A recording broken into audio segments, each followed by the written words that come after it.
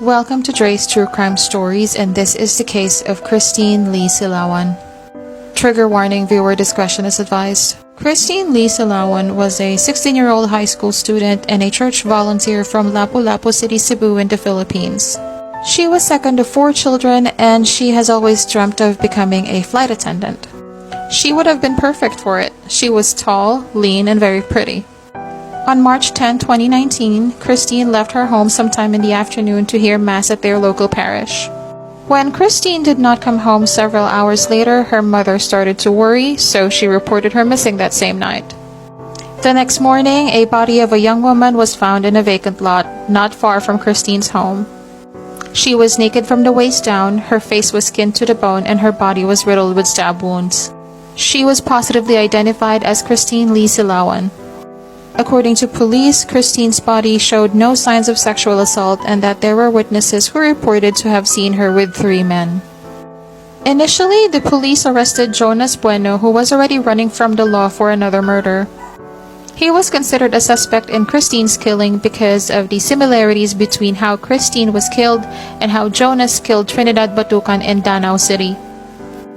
It was reported that Trinidad's face was also skinned to the bone.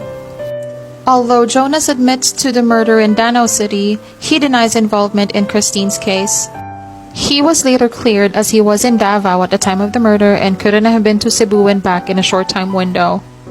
When police checked Christine's Facebook Messenger, they discovered that he was chatting with a teenage boy hours before she was killed. It turns out that the boy she was chatting with was the ex-boyfriend she broke up with a few days prior. They were also able to obtain a CCTV footage of Christine with an unknown man at around 6:30 p.m. walking at the side of the road not too far from where she was found. Investigators believe that the motive of the killing was jealousy. With this information, police took Christine's ex-boyfriend in custody as he was the last person to see her alive. The boy's mother protested, claiming that he was playing basketball with his friends and doing household chores on the day Christine was murdered. However, NBI claimed that this alibi was false as they were able to obtain a CCTV footage of the boy walking away from the church being followed by another man at 6:12 p.m. They filed murder charges against the boy, but because he was arrested without a warrant, he was eventually released. On April 2019, a 42-year-old man by the name of Renato Lienes was arrested for illegal possession of firearms and violation of the election gun ban. While in custody, he made a confession that he was the one who murdered Christine and that he did the crime alone.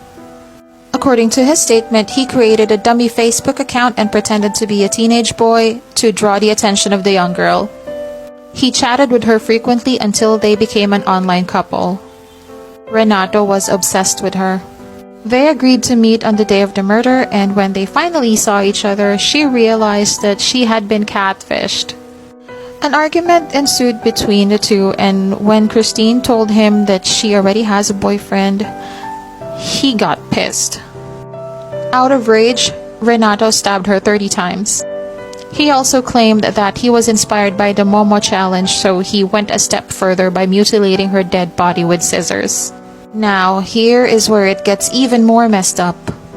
When the autopsy results were released, the medical examiner claimed that the way Christine's face was skinned was very precise and could not have been possibly done by just one man.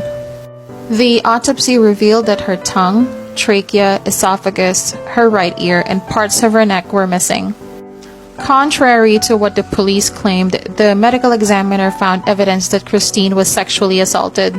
The case was closed nonetheless, and Renato was charged with murder while the ex-boyfriend was cleared of any involvement. While awaiting trial, he was found dead in his jail cell on May 24, 2020. He died by hanging himself.